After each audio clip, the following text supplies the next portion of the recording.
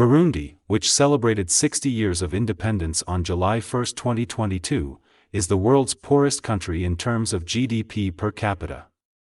This must be understood in the context of a turbulent political history. Until 1996, the country was characterized by coups, massacres, and political assassinations before devolving into a protracted civil war. In 2005, peace was finally restored. However, in 2015, the country reverted to authoritarian rule. Since then, the UN has noted progress while continuing to condemn the country's political violence. How did Burundi end up here? Why is progress so slow?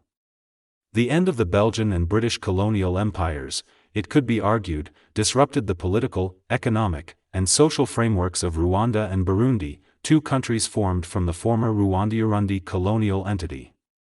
Rwanda and Burundi today served as labor reservoirs for the exploitation of the vast agricultural and mining wealth of the Belgian Congo to the west and the British colonies to the east. Following their independence in 1962, they were refocused within their borders, reducing them to small, overcrowded, landlocked microstates.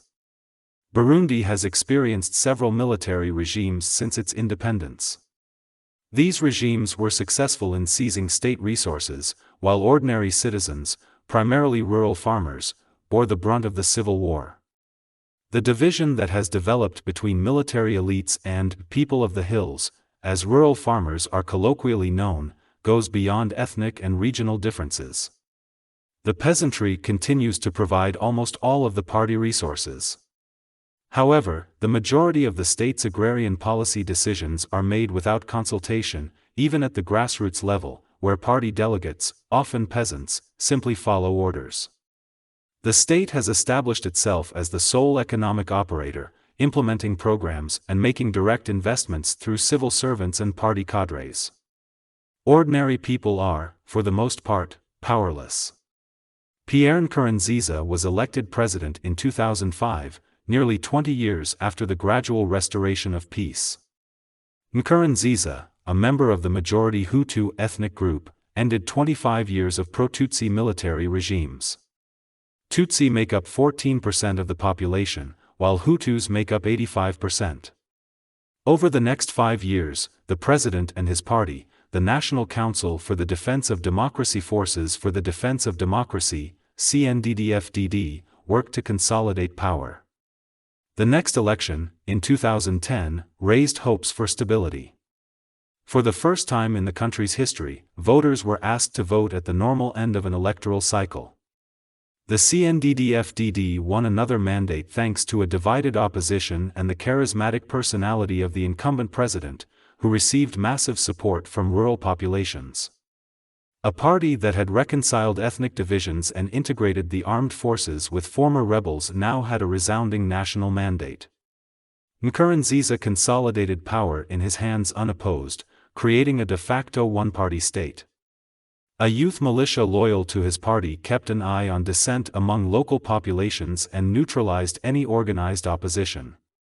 However, the mood quickly deteriorated when Nkurunziza sought a third term in the 2015 elections, which was illegal under the constitution.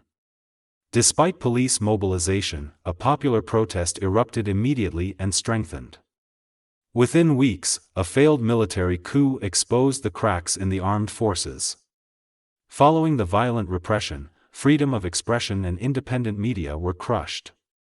After elections that were neither free nor credible, according to the UN, the CNDD-FDD gained a two-thirds majority in the National Assembly in July 2015.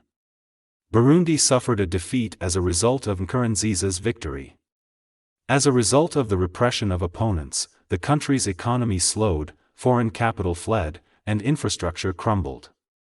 Public resources were looted, and social benefits were drastically reduced. At the end of his third term, the CNDD-FDD leaders were relieved to see the eternal supreme leader, who had become a liability, go.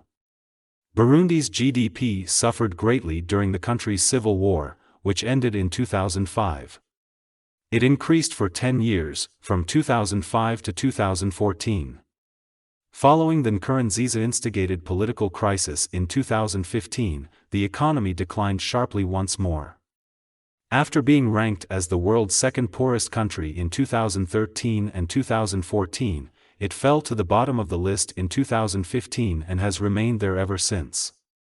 This deterioration is also attested to by the UN Human Development Index, which measures longevity, education, and inequality.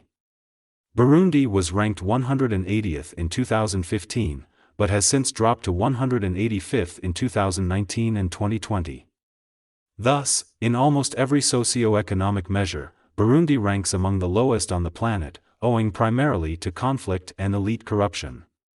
The failed coup in May 2015 upended a delicate balance in which the army, including former rebels, and the police were managed collaboratively. Pro-Nkurunziza elements in the army who crushed the coup saw an opportunity to match the fortunes of their senior Tutsi colleagues and military school graduates. Previously contained or concealed, this financial catch-up has become an open competition for personal enrichment commensurate with each person's abilities. General Evariste Ndayishimiye, a wise and withdrawn man, was elected president in May 2020. Nkurunziza died soon after from COVID-19, a disease whose danger he had always underestimated. Burundi, on the other hand, is still suffering the consequences of Nkurunziza's political legacy. After experiencing all types of divisions that can be exploited by authoritarian regimes since independence, the people of the hills now understand that their lot is the result of struggles between elites for control of national resources. Only the reappropriation of the state, in order to restore its legitimacy in the eyes of the populace, could free resources for their purposes. This implies that peasants must free themselves from co-opted administrative and economic bureaucracies that have seized power and wealth through coercion, first for the benefit of a Tutsi elite and then for the benefit of a Hutu elite. Burundians must assert themselves as self-organized citizens responsible for the future of a democratic country through free and credible elections. Thanks for watching. If you like this type of content, make sure you subscribe and turn on the notification bell for more stories.